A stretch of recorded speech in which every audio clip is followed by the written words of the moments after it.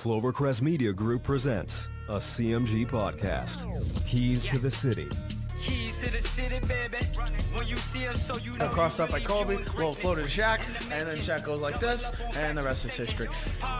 Pay attention. Don't tell me what to do, devil woman. But speaking of those Lakers, but I hold on. But I didn't make my. I didn't make my. I said Denver's gonna win. Yeah, you did. You said that. There's no other show like that. Clovercrest is doing great things right now. Streaming everywhere.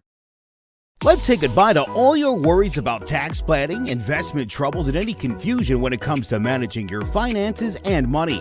Here at Rocky Hill Accountants, our team has a combined 35 years of experience and will help you do it right. We're dedicated to your needs and will deliver on a result that is professional and trustworthy. Our firm is large enough to offer a full range of professional services, but small enough to give you the individual attention that you deserve. Our business portfolio includes thousands of prepared tax returns for individuals, families, partnerships, businesses, and more. The team at Rocky Hill Accountants are also thoroughly trained in tax laws and procedures.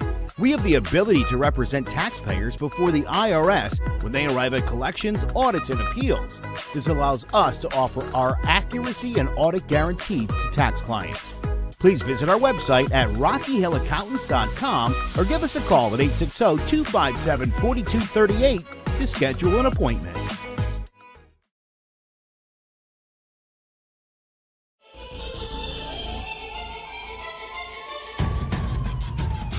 Throwing jabs, always full send. Here we go again. Jared, Joe, and Jay's Clovercrest, top three corner man, punching in with a puncher's chance. We find a way to win. The main event, lock it in every Saturday at 10. The overhand is out of hand when it comes to fisticuffs. Slide a hand on the undercard, you'll never see the punch. Uppercut, got you missing weight, feet are stepping late. Keep your guard up, feeling faint from a feint. Take a stand and eight, then retaliate. Put up your duke, stick and move, bob and weave. Don't lose hope against the ropes, there's always an escape. Never stay down.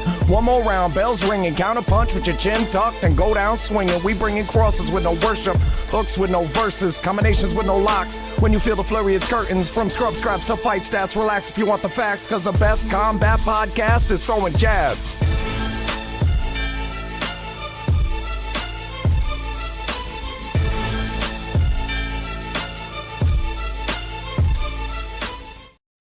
Hello, ladies and gentlemen. It's Saturday morning. It's fight day. So it's throwing jabs time. I'm Big Jace, joined by Jared Jones, Joe Guire. Got a little bit of a stomach bug. Hopefully he will be well rested and feeling better for next week.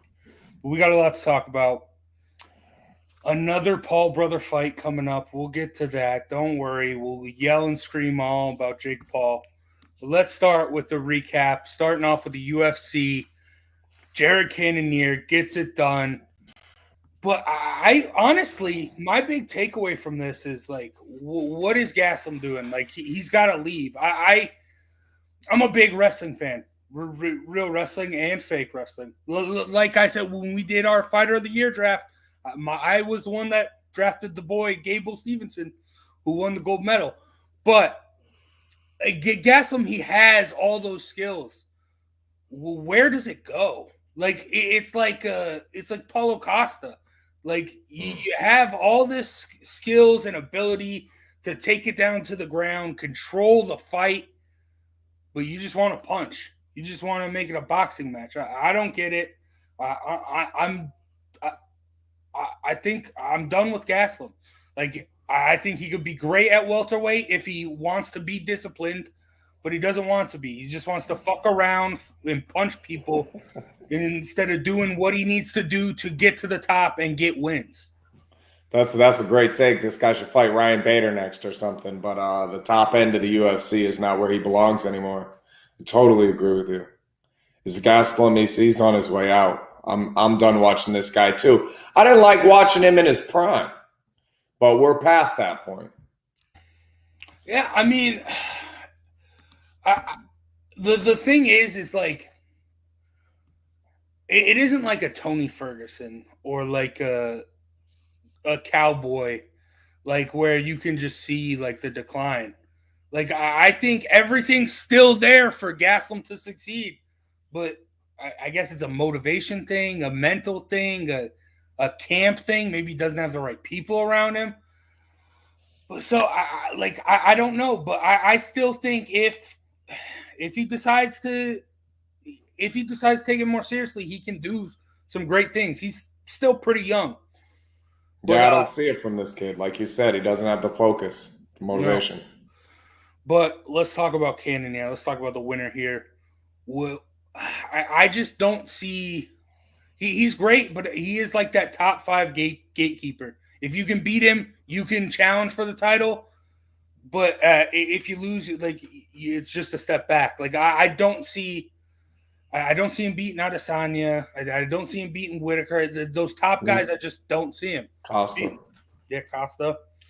Blades and Lewis at heavyweight. You've got Curtis Blades and Derek Lewis. I feel like Jared Cannonier's this weight class is Derek Lewis and Curtis Blades. He's strong, he's big, striker, but you get him in there with the top of the line. Yeah, Adesanya, I'll eat this dude. And Gaslam, I'm ready to stop watching him fight. Yeah. I used to be such a big Gaslam guy, but it sucks. Like, I was all with him once he knocked out Bisping and he was going for the title. And that great fight he had with Adesanya. Mm-hmm. But, I mean, it's like you were so close to getting the championship to just fall off. And, like, maybe that was it. Maybe it is like Ferguson. Like, Ferguson was chasing Khabib, and when he couldn't get to it, he lost his motivation. Maybe Gaslam, he got his chance to get at the title. The title was within reach, but he just came up short. Yeah, and now trying to get there, there's trying to climb back up there. You know, there's less ways of gasoling him up. But I mean, it sucks.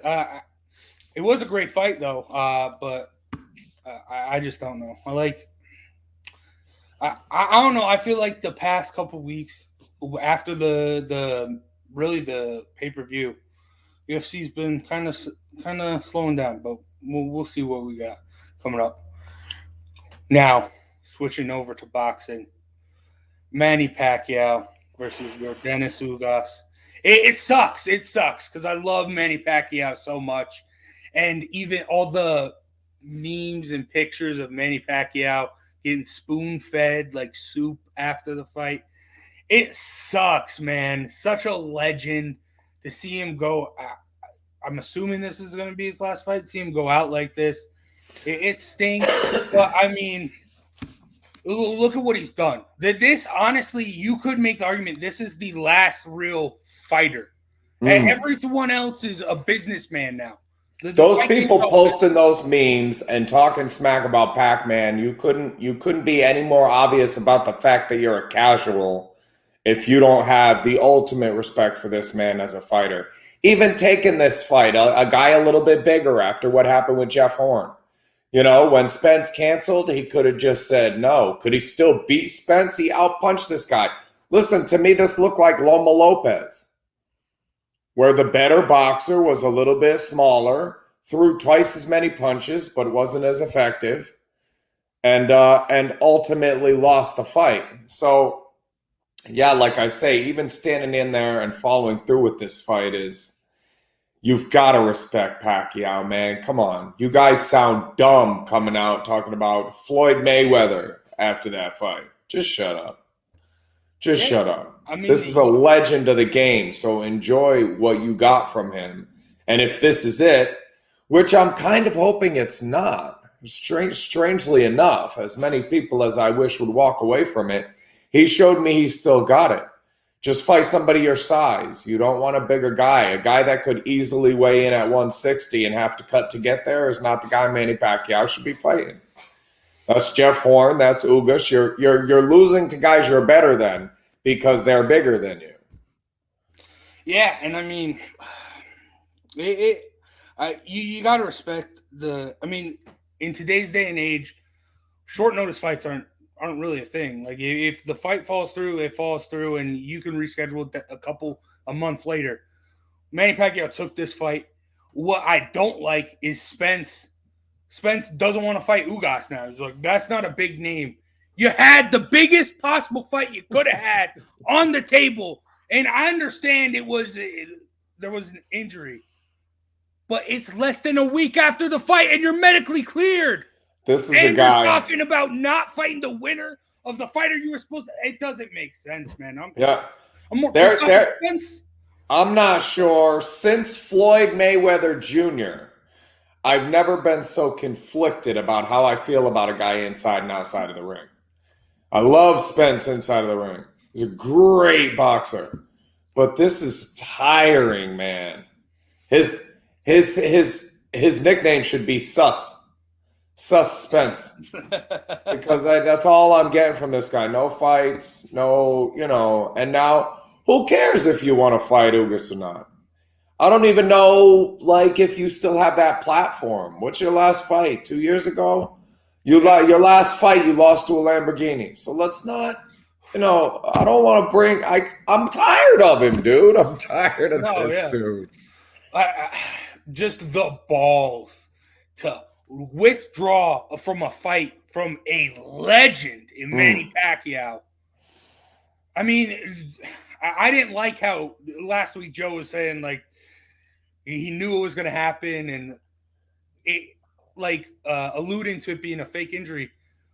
But when it's less than a week after the fight and you're medically cleared and you're saying you're not going to fight the guy that won, that makes no sense. Yeah. And I'll tell you a guy I like that's doing some of the same stuff is Ryan Garcia. I'm in the news. Hey, I'll fight that guy. I'll kick his ass. Hey, I'm in the news. Tank Davis. Yeah. Oh, wait, I don't want to fight him. I'm in the news. I'm back in the news. Shut up. I want to see you box, dude, not talk and say buzzwords that get you on Twitter. Just get in the ring and fight. Just fight. I don't like it. And suspense is not today. I'm starting to get really tired of Errol Spence. The arrow's pointing straight down for this guy. But I mean, at least with Ryan Garcia, he isn't holding anything up. He's projected to go do these things. And I mean, we in boxing now, ever since Floyd Mayweather, it takes a long time to get to that spot because everyone needs to be 20, 30-0 before they can get a shot at the title. But Earl Spence, he's already at the top, and he's still I don't know. It's just I'm just speechless. It's so hard. How do you drag your feet from here? And the fact that people are going to come out and say he is the best welterweight right now, that's wild.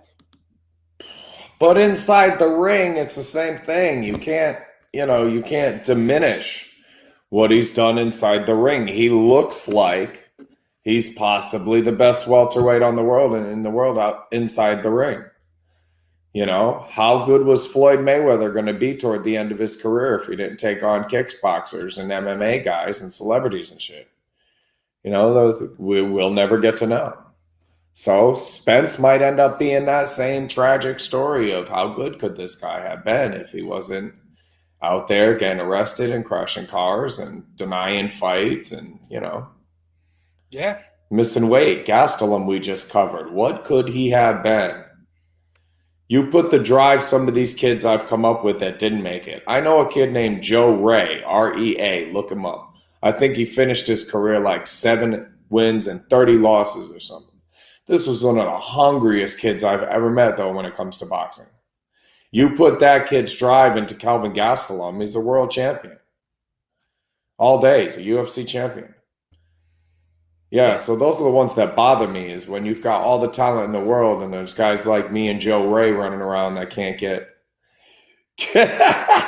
the ends with all the effort. My sisters used to hate me. I got decent grades. I didn't do homework. I'd make A's and B's, and they'd really have to struggle really, really hard to get there. And it's hard to sit on the other side of that and watch somebody, just Errol Spence just has always gotten straight A's at this. I'm not saying he doesn't work hard. I'm saying he's got stuff the rest of us don't have, and he's not respecting it as an athlete. Yep, right now he is boxing's John Jones. Which, all that talent, but all that stuff happening outside the ring, stopping it from happening. All right. 11, excuse me, Joe Ray, 11, 37, and 5. Jeez. Hungry to die. And bad handling. I mean, that's obviously bad management. Yeah. But, all right. That was last weekend's fights. Now let's get into the who you got.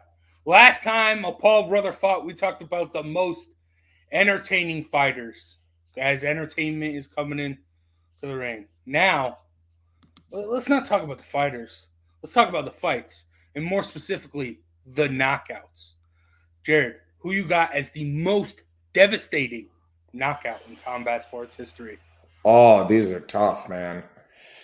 Honorable mention to Gabriel Gonzaga knocking out Mirko Krokop.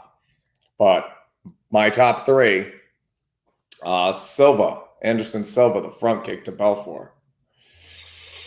I like Joaquin Buckley's back kick too. So there's my top 5. Krokop versus Gonzaga. Joaquin Buckley's back kick. Number 3 is Silva. Number 2 is Holly Holm knocking out Ronda Rousey with a head kick. And my number 1 most devastating knockout of all time, I know a lot of people haven't seen it. If you haven't, go look it up. Watch the whole fight. This is the most ferocious female fighter that I think I've ever seen. I'm putting her up there with Amanda Nunes when it comes to sheer ferocity. This is the baddest female, maybe ever. Her name is Ann Wolfe. And she fought a tall Olympian named Vonda Ward. If you've never seen this knockout, look it up. Ann Wolfe knocks out Vonda Ward. And that, for me, that was the most devastating knockout of all time. My best knockout might be Diego Corrales over Castillo with the mouthpiece fight.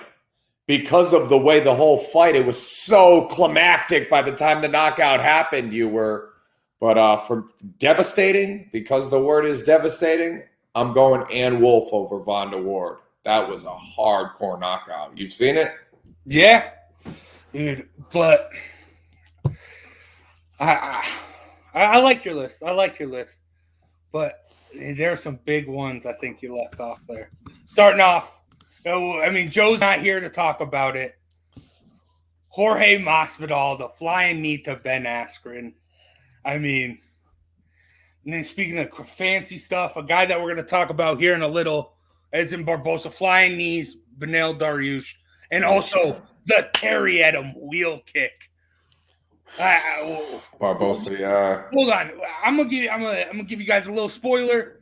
Joe put together the UFC Fight Night promo that we're gonna be playing here in a little bit, and he didn't put the Edson Barbosa.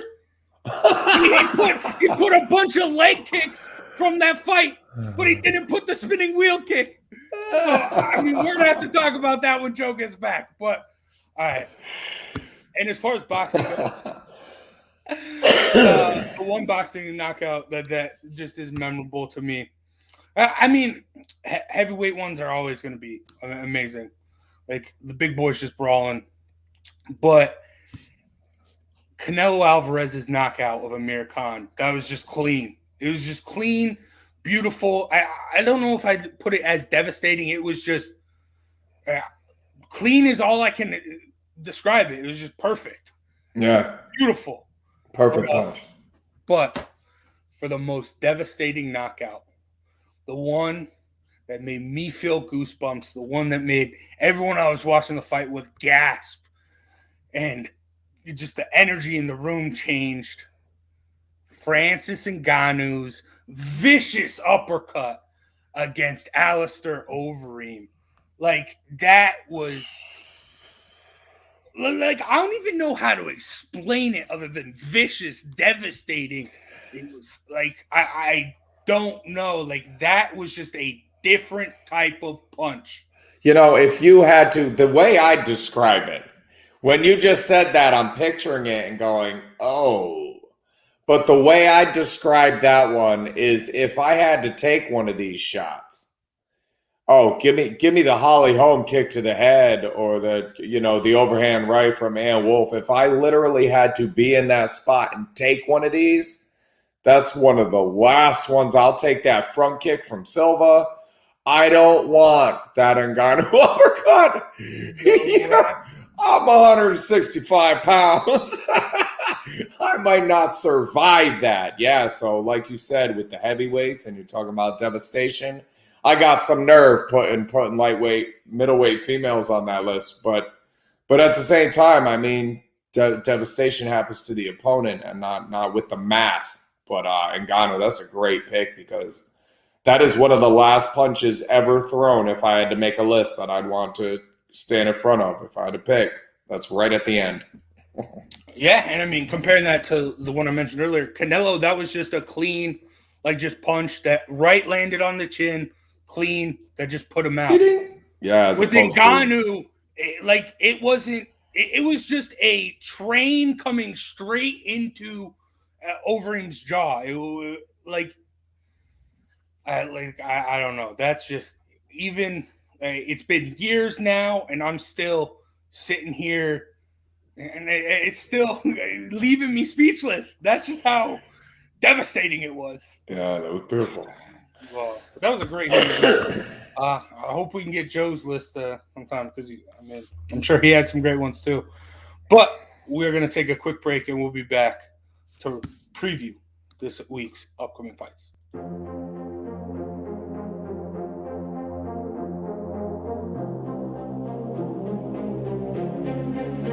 The college football season is coming back, and we got you covered on every game. We're breaking it down on each snap all season long. Catch us every week starting on August 4th. Joe Aguirre, Sean Scanlon, Jace Garcia, and yours truly, Obi Muniz, giving you the highlights, predictions, and current rankings. Visit our website at hhwshow.com and subscribe to our YouTube channel. It's All Four Downs, part of the CMG Sports Podcast Network. Weights Edson Barboza and Giga Chikadze will highlight the main card at UFC Fight Night, Barboza versus Chikadze on Saturday evening. Let's break it down. Giga Chikadze, 33 years old. He's 6 foot tall with a 74-inch reach and a record of 13-2 with 8 knockouts. From Tbilisi, Georgia, Chikadze began training in Goju Ryu Karate at the age of 5 and had a highly successful kickboxing career in the Glory promotion, amassing a record of 38-6 with 22 knockouts before making his MMA debut in 2015, which he lost by decision. He went on to win the next 5 all first-round knockouts before joining Dana White's Contender Series June 10th, 2018, suffering his second loss when he was submitted by rear naked choke by Austin Springer. He returned to Gladiator Challenge promotion where he quickly submitted CJ Baines and defeated Damian Manzanares by first-round knockout before signing a 4-fight contract with the UFC the following year, defeating Brandon Davis by split decision. In 2020, he went on a 4-fight winning streak, defeating Jamal Emmers, Erwin Rivera, and Omar Morales by decision, then knocking out Jamie Simmons with a head kick, followed by ground and pound. On May 1st, 2021, he took on Cub Swanson, landing a left kick to the liver that rendered Swanson defenseless, causing the referee to stop the fight just 1 minute and 3 seconds into the very first round. A former kickboxing and karate champion with elite-level stand-up and powerful body kicks, Chikadze is a patient fighter who uses his height and his reach to stay on the outside and pick off his opponents. A member of King's MMA, he trains under the tutelage of the renowned Rafael Cordero. He boasts an excellent 60% strike defense while landing 3.5 strikes per minute. Edson Barboza is 35 years old. He's 5'11", with a 75-inch reach and a record of 22-9 with 13 knockouts. From Rio de Janeiro, Brazil, Barboza took up Muay Thai at the age of 8, going on to have a professional kickboxing record of 25-3 with 22 knockouts before making his MMA debut in 2009 with a first-round TKO. In his next fight, he won the Renaissance Promotions lightweight title with a second-round knockout of Lee King. He defended it 3 times by stoppage before going on to win the King of Combat's lightweight championship with a first-round TKO. He made his UFC debut in 2010 with a third-round leg kick TKO of Mike Luo and won his next 3 fights, including a highlight reel spinning wheel knockout of Terry Urtium before suffering his first loss, a first-round TKO to Jaime Varner. He bounced back with a 3-fight winning streak, including knockouts of Lucas Martins and a leg kick knockout of Rafaelo Oliveira, but was then submitted by Donald Cerrone via rear naked choke.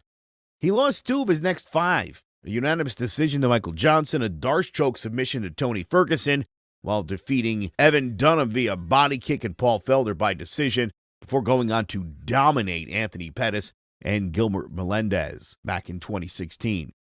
The following year, he knocked out Beneil Dariush with a flying knee in the second round, but was then only able to win 1 of his next 6, stopping Dan Hooker with a body shot while dropping decisions to Felder, Dan Ige, and Khabib Nurmagomedov, while getting stopped by Kevin Lee and knocked out cold with a brutal right cross from Justin Gaethje. In October of 2020, Barboza was able to end his losing streak and get back in the win column, winning a dominant unanimous decision over Makwan Amirkhani. 3 months later, he signed a new 6-fight contract with the UFC, the first of which took place May 15th, 2021, when he knocked out Sean Burgos with a perfectly timed 1-2. Widely considered one of the greatest strikers in the history of the sport, Barboza is an explosive and dynamic fighter who employs a wide range of strikes, including flying knees, spinning wheel kicks, and he's particularly effective with the switch kick. He also possesses good head movement and footwork to create and maintain distance.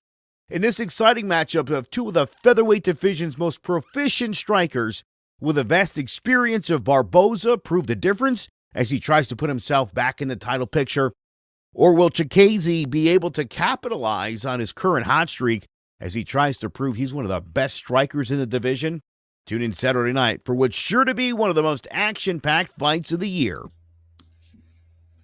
It's crazy. I used to think it was crazy that the Paul brothers were fighting on Sundays. But when you got a fight like this, styles make fights. Both of these guys, I don't even know how to explain it. Just technically sound striking at its core. Going at it.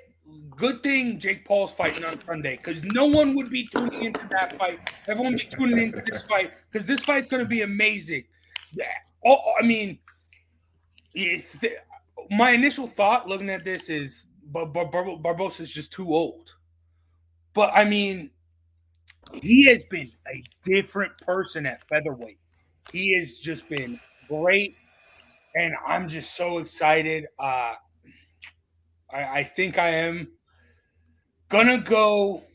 I'm gonna go with the new blood. I'm gonna go Chikadze to get it done. Yeah, I'm taking Chikadze too. But I'm not as convinced. If you're betting this fight, they set the under over at 4.5 rounds at -130. Ooh. 10 wins you $7.70.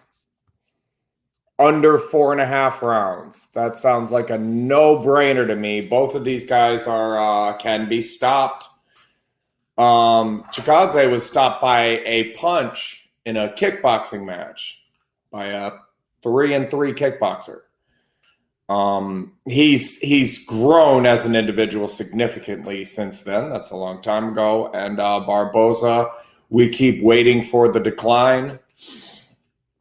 And yeah, you're right. This should have a lot of highlights in it. I have a feeling that unless this fight ends in the first round, whoever's making the highlight reel is going to have a good time. Yeah.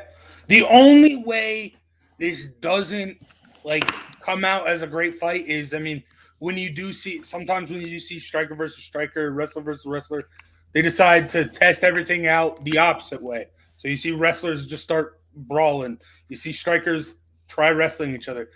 But the thing is, Barbosa's pretty damn good on the ground. He can throw up a triangle. So I think if it does go to the ground because they want to test that out, I like Barbosa to get it done, but I think it stays on the feet. I think we have a good old-fashioned kickboxing match, and I'm gonna go. I don't think Barbosa can get done. I'm just gonna go the new blood because I mean, it's really hard for me though because he's looked so good at featherweight. He's looked so good, and oh yeah, am I gonna be surprised if he gets it done? No, not at all. I'm just excited for this fight. It's gonna be great. Oh, but Jared, we gotta talk about a different fight now. A fight that, I mean, you guys know what's coming. You guys know what's coming. Jake Paul's fighting again. Paul brother fighting. So we got to talk about that. And Paul brother fighting another MMA fighter. But here, I'll break it down for you guys. Social media celebrity Jake Paul will take the next step in his boxing career by challenging another former MMA champion in Tyron Woodley on Sunday night. Let's break it down. Jake Paul, 24 years old, he's 5'10" with a 76-inch reach and a record of 3-0 with 3 knockouts.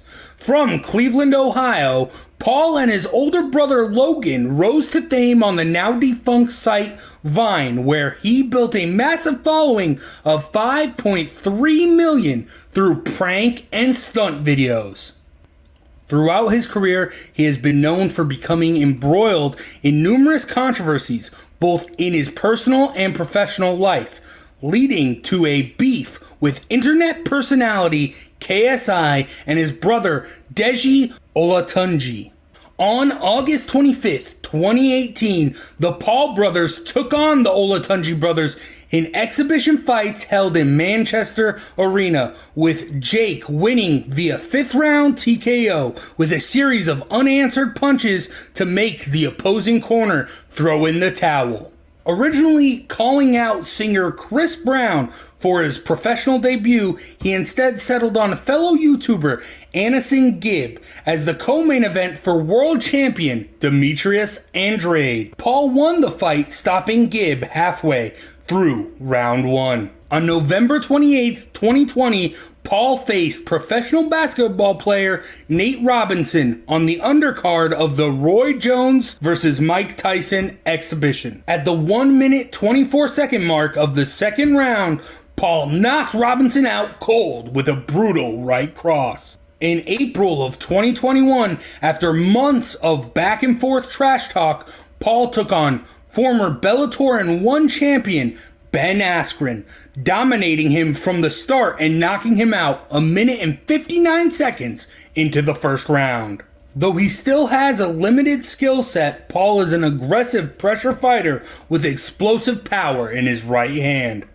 Tyron Woodley, 39 years old, he's 5'9" with a 74-inch reach and a record of 19-7-1 with 7 knockouts and 5 submissions. From Ferguson, Missouri, Woodley, a natural athlete, was a football and wrestling standout in high school, winning the state wrestling championship and going on to become a 2-time All-American at Mizzou.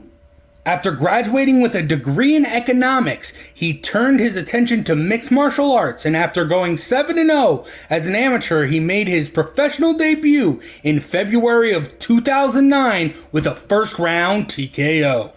Later that year, he made his Strikeforce debut with a first-round stoppage, and after going 10-0 with 6 stoppages, he took on Nate Marquardt for the vacant welterweight title, losing via 4th-round knockout. In 2013, he made his UFC debut, knocking out Jay Heron in round 1.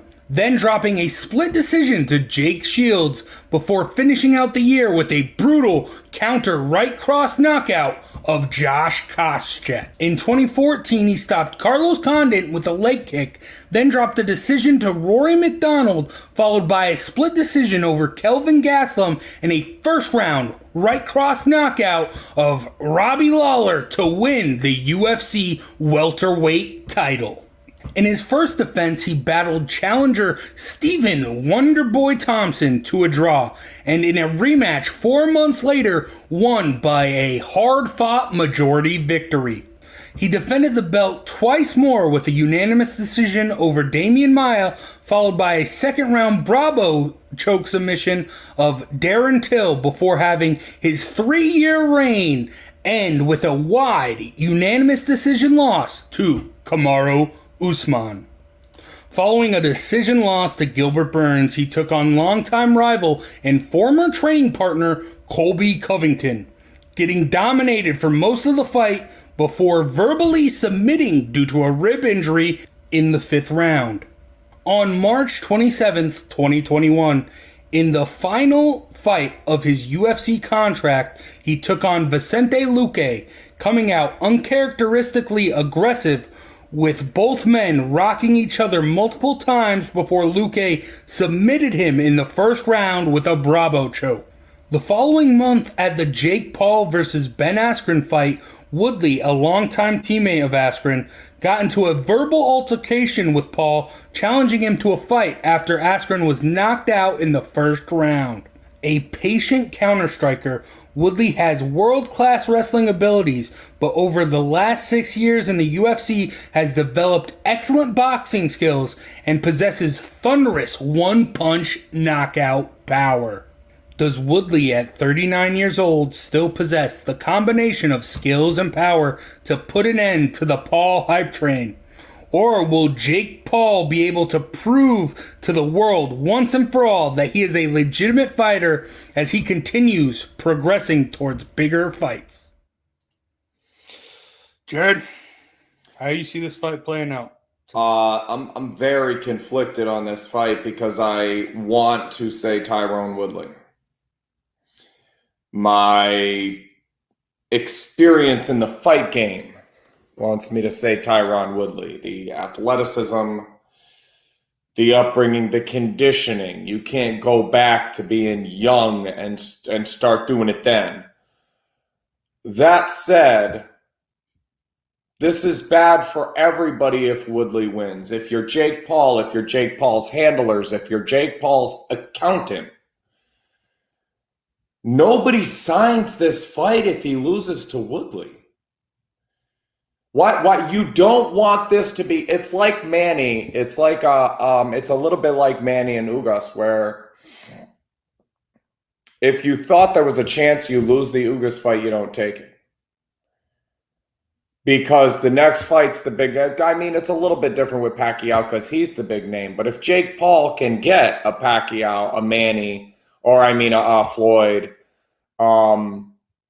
some of these guys at the top of the boxing game with this celebrity status, as it were. I know Canelo has said some things, but if you're going to lose a fight, when Jake Paul loses a fight, don't you think it will be one of those? What sense does it make to sign a fight there's any chance of you losing against a guy who you're pissed off at, as opposed to if this was a bad business decision, they wouldn't have done it. And if he loses, it was a bad business decision. So like all of these schematics and numbers and everything on paper says Jake Paul, whereas the athlete inside of me wants to say Tyron Woodley, but I can't override it with the athlete. I think they have to know something more than we do. To take Woodley, I'd be going against all of that. The betting odds are for Jake Paul. I think he's minus 170-ish. Yeah, so I'm taking Jake Paul here.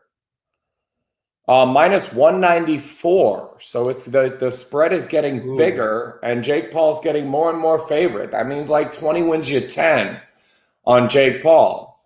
Woodley's coming in right now at plus 169. So $10 wins you 17 on Woodley. So, and all of those people are wrong. And we're like not doing what's best for boxing because of a grudge. Or Paul finds a way to win the fight. And that's what I have to say. The over-under's 3 rounds. I think both of these guys will make it 3.5 rounds too. So I take the over. But I mean, I gotta take Paul just because that's where every arrow is pointing toward Jake Paul. I'm just as conflicted with you, brother. I remember when during around the time of the Logan Paul Floyd Mayweather fight, I was talking with a friend, and this fight was just announced, and he's like, "Oh, Tyron Woodley, he's a former welterweight champion. He's gonna destroy Jake Paul." And then I'm like, Tyron Woodley, I hate to say it, he's a shell of his former self. That would the Tyron Woodley that knocked out Robbie Lawler, the Tyron Woodley that went 10 rounds with Stephen Wonderboy Thompson.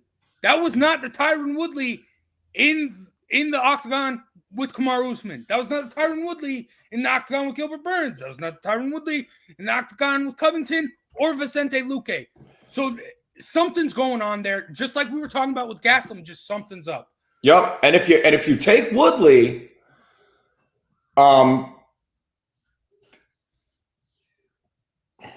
it's just it's hard, man. It's so hard. You can't. But I will say something. I'm going to challenge your statement that Jake Paul losing would be bad business. He's playing with house money, man. No one thought he would be this far. But do you want to see a Jake Paul that loses to Tyron Woodley fight Floyd Mayweather? A 2-1 Jake Paul against Floyd Mayweather? He's already set it turns up, it into more of a joke.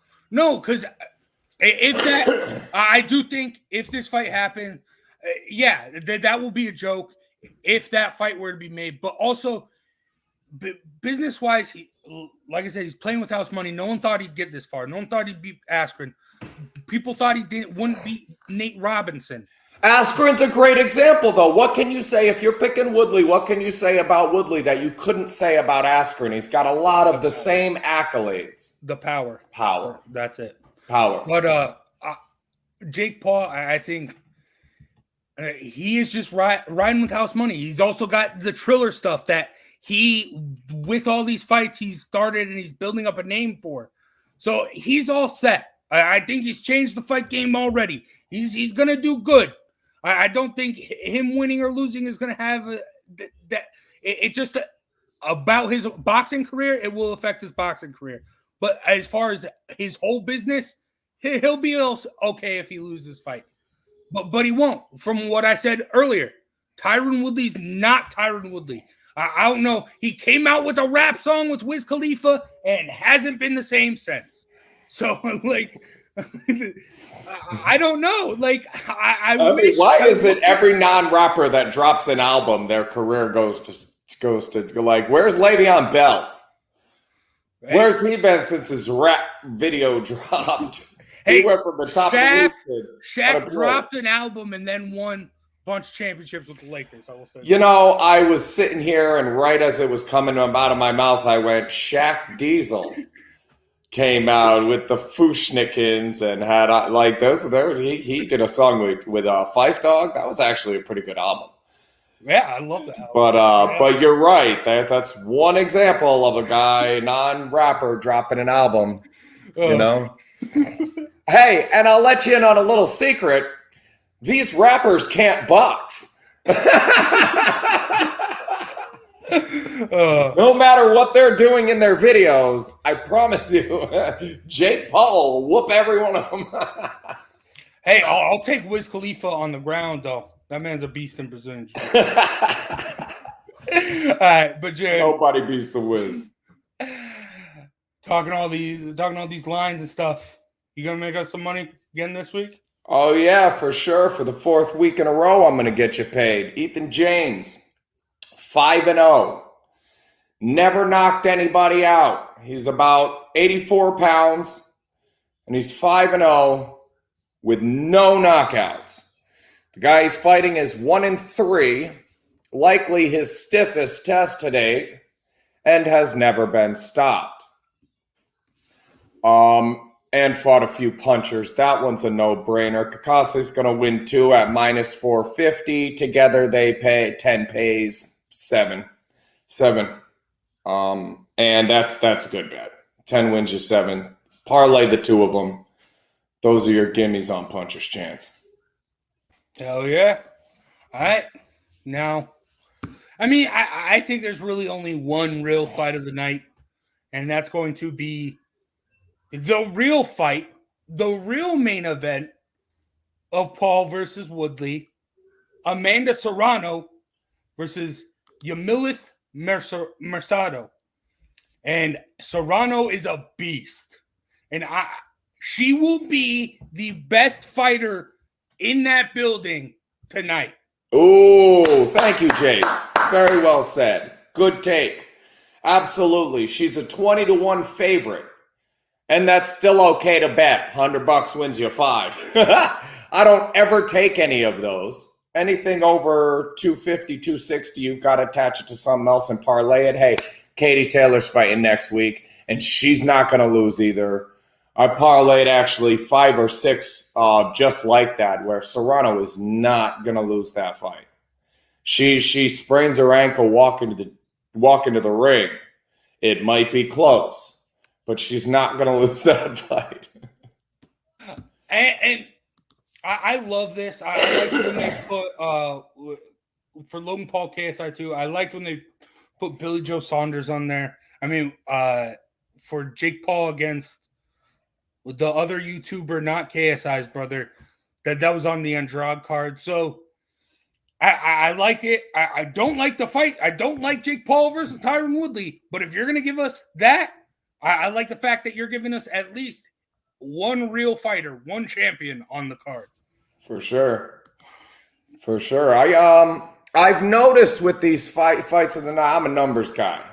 I'm patterns and statistics, and you see the matrix and the numbers are falling out of my ears and stuff. But I have noticed a way to pick these great fights. What fight's going to be really good?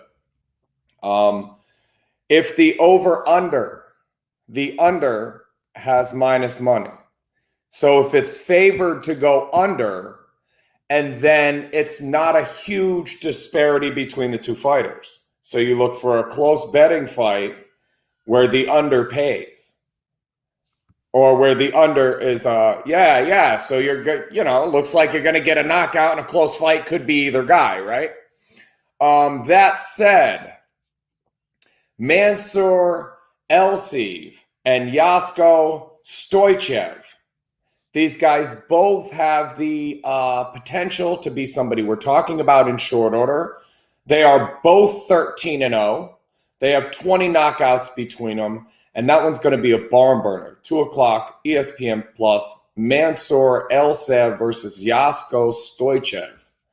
Tune in for that one. That's my fight of the night. I know it's a little outlandish. Some guys you've never heard of, but both 13-0. Somebody's getting stopped, and they haven't seen anything the likes of one another before. It's going to be fun. Damn, Jared. Today was my college football day. College football starting. But a midday fight that you're endorsing like this, I'm going to have to take a look. Tune in. Yeah, all right. But we're going to end the show like we have been past while. Scrub Strap Spotlight, special guest. Here's a sneak peek.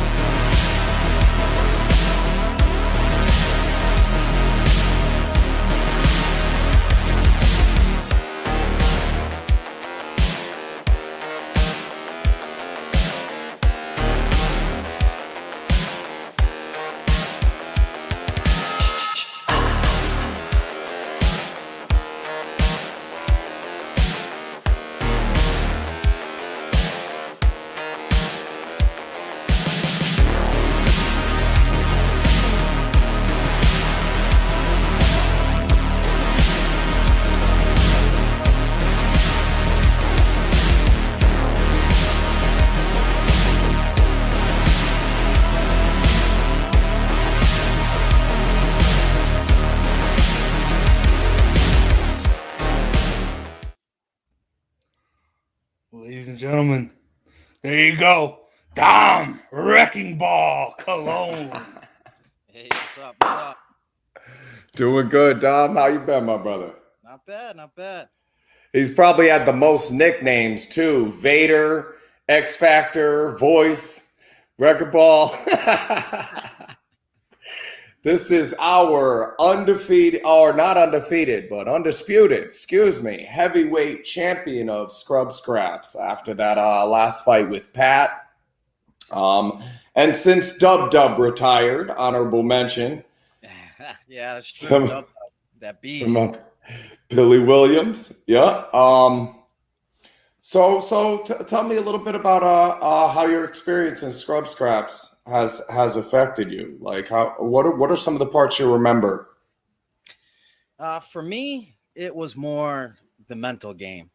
Preparing all your mentals, getting your mind right. You know, it's not street fighting, and it's not messing around with your friends. It's something that a lot of us took seriously and we built character out of it.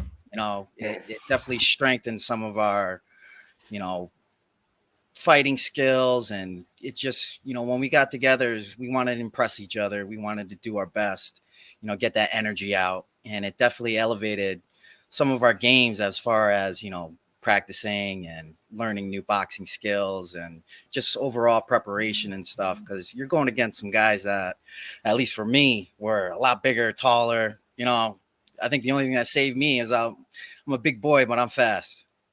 Yeah, that honestly, I love that. I was saying last week we had Charles on, your old roommate, and I was saying how you guys walked up to me at the bar and you were like, I want to just fight your biggest and best guys. I don't care if I go 0-10. I want to test myself, you know. And I looked at you and I remember saying, this is the first time we ever met. I believe you. I've heard that 1,000 times and it's always bullshit. Almost always to the person. And all of a sudden, because you know who was fighting those, I have a personal kind of little like a extra love for you that I don't think a lot of other people could understand, because those guys that were bigger than you, those powerhouses, you know who was fighting them before you got there. You know who the AJ Prus fell to before, the Jordan Clarks who they fell to before there was Dom kicking around. You know, that was me. Yep. So I had said Pitbull before, you know. I felt like I had this big guy show up and I'll fight anybody. Okay. Nah, you know, it kind of gave me that. So that's a beautiful thing. One of the parts I remember most specifically in one of your fights against a guy named Mark, with the red shirt there, we showed a few highlights. But after a break, you both stopped and backed up, and he threw a right hand. It's the most visibly rocked I've ever seen you. You had to find your feet a little bit, did that little Frankenstein dance. Brett made sure you are right and let you back in there. But I said last week about a fight that was coming up, not minding watching a guy get hurt. And that's not like really in my character to want to see somebody, but man, when he hit you after an obvious break and then rocked you, and I'm like, is he all right? It ran through me. I hope we don't have to stop this fight because I want to watch Dom kick this kid's ass. And anybody that knows me knows Scrub Scraps is like not about that anymore. In 2004 when we started, I want to see everybody kick everybody's ass. Let's find out who the tough guys are. Yep. But at that point, it had grown and established to a thing to where it took that to make me. Do you remember that punch? I remember that punch in that highlight reel. In that highlight reel, you can see he tried to do it again, and I had my hand waiting for him, and I knocked it out of the air. I think you had said something to me in my corner. You know, made sure I was all right, and be like, protect yourselves at all times. Yeah, you keep your eyes open. You know, you know, some of these punches come out of nowhere, and you got to me there. And that's part of the mental game. It's like, oh, okay. You got to keep your eyes open, be aware of all times. So that's something that I took away, and I love it. It's brotherly love. It was never vicious, you know, hugs and love afterwards, you know, beers. It was a good time. Dom, you're talking a lot about the mental game, but I mean, in a lot of those highlights, there were a lot of brawls, a lot of rock'em sock'em robots.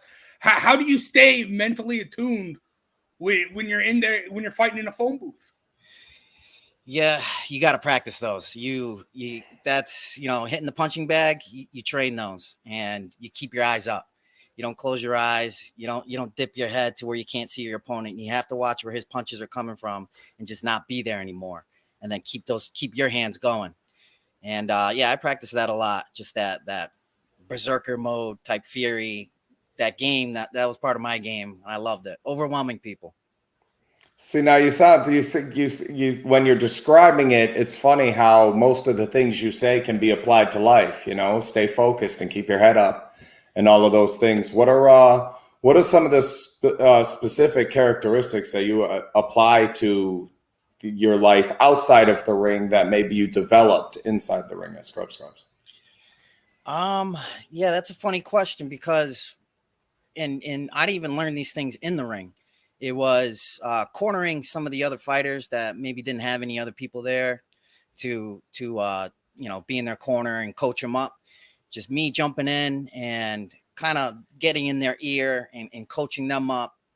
It taught me something about myself and, caring about other people and just, sharing some of the experiences that I have, some of the skills that I have, just sharing it with somebody who could possibly be my opponent next week. And it was something like that where I'm like, wow, like we can be fighting and throwing fists at each other, but at the same time, just share absolute love. It was amazing to me. And that's what I apply outside of the ring. It's like you can be in competition, but also have positivity to it. We're all in it together, even when we're strategically set up against it. Yeah, at the end of the day, steel sharpens steel. Steel sharpens steel. So, I'd rather share these conversations with competitors, dudes that I know that are going to make me stronger. And that's what I took away from it. That's great. Dom, what brought you to Scrub Scraps in the first place? A couple beers and a chance meeting at a bar. Yep. I was just talking about that night to one of my friends, and I was like, Jared probably has millions of dudes coming up to him asking to fight. And I'm like, let me see what he says. We started the conversation and I'm like, he's not going to believe me. And I'm like, I'll show him tomorrow, and I showed up and I gave it my all, Yeah. Look forward to the opportunity. I think you started 1-3 and might be 6-3 now. But it's evidence of the growth process and that that was real when you said, I really want to fight your toughest guys. You never made me feel bad. You never, ever, ever, ever made me feel bad like I was sifting a bigger guy onto you, right. That I was hiding behind you, that was the first line of defense. I never felt like I was rolling you under the bus.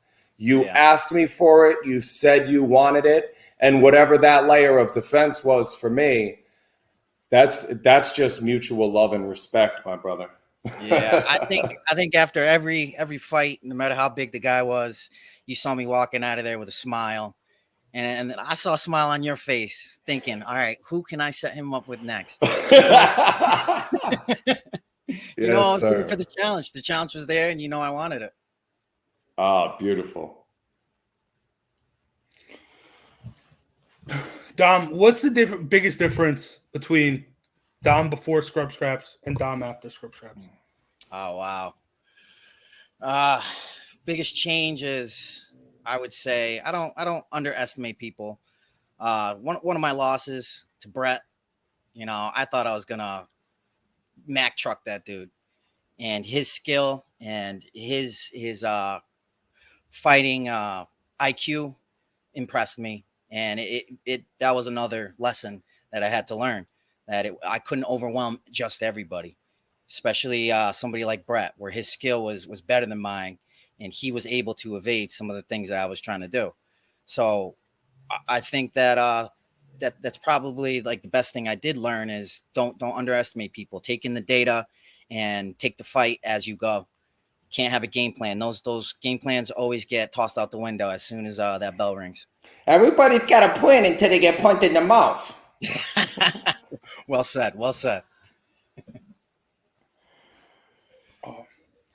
Dom, what is the most memorable fight that you had? The one that sticks out in your head the most? Man, all of them And are pretty why? awesome. The first one, just because the size of the guy, and I was still smoking cigarettes back then. You know, I was in shape, but I was smoking cigarettes. So I was like, all right, I got to end this fight now. Like, first round, I got to end this now, because I was gassing. By the end of the fight, man, I was ready to puke. Who was I ended this? up beating Redwood. What's his name? No, TJ's my cousin. That wasn't your first fight. I'd have to look that up. I'm sorry. Go on. It was the last one on the clip. I was wearing white shorts. It was at the old house in the. That wasn't your first fight. Yeah, that was the first one. Was TJ my cousin? TJ 6'6"? Yeah, tall dude. Yep, that was my first fight, and What? I got there, and I'll tell you, like, I was ready to drive right back out of the parking lot as soon as I saw him warming up. But everybody pushed me back in there, said, just do it. The worst thing that can happen, you're wearing headgear. Worst thing that can happen, you go night for a little bit. But wow, that was my first fight, and after that, I quit smoking cigarettes and I took training seriously. So that was the biggest change in my life. So that's got to be like probably the most memorable fight. And you saw the clip, Jace. That kid was 6'7". That's my cousin, 6'7", 3 1/4, maybe. Yeah, you can see me ducking in that video, trying to keep my head. Yeah. Oh, that now, Dom, if someone was trying to get into scrub straps now, when it gets up and going, what would you tell them to prepare them for what scrub straps is? Listen, everybody is giving advice. Everybody is trying to help you out and guide you. So just listen. You could be nervous and you could be this and that, but keep your ears open and listen to the advice coming from your corner, from everybody around you, because everybody there is looking for a good fight, but they don't want anybody to get hurt, and they want to see you succeed and to you grow as a person. Even if you lose, you still grow. You learn something new. So just listen. Beautifully said, brother. I think that's going to do it for the show. Dom, I thank you very much for coming on. It was fun talking to you. Fun making that video, I will say that. Oh, I appreciate the video. It was nice. I love it. That was awesome. But thank you for joining us. We hope to get you on some other time. But that's going to do it for Throwing Jabs. For myself, Big Jace, Jared Jones, and our guest, Dom. Thank you for watching. Thank you for listening. Enjoy tonight's fight. And then go ahead, if you got some free time, watch Paul and Woodley. But enjoy tonight's fight, and we'll see you next week to talk more combat sports. So take care.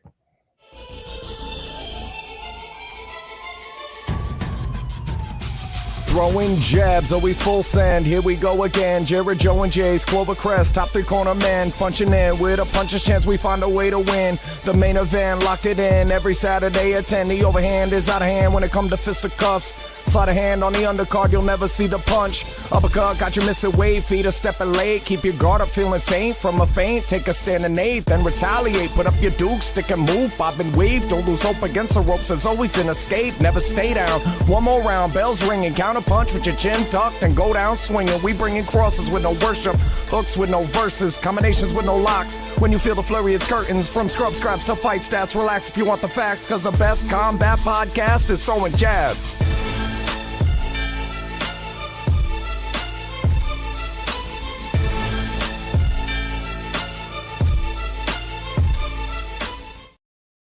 Hello, my name is Joe Aguirre. I'm the president of Clovercrest Media Group. And here at CMG, we have a wide variety of podcasts, including sports shows like Keys to the City, The Roll Call, Throwing Jabs, All Four Downs, and Jawing About the G-Men. And great true crime shows like Stinky Week, Crimes and Consequences, Ivy League Murders, and Burn, the unsolved murder of David Eichmann. You You can find all these podcasts and so much more by visiting Clovercrest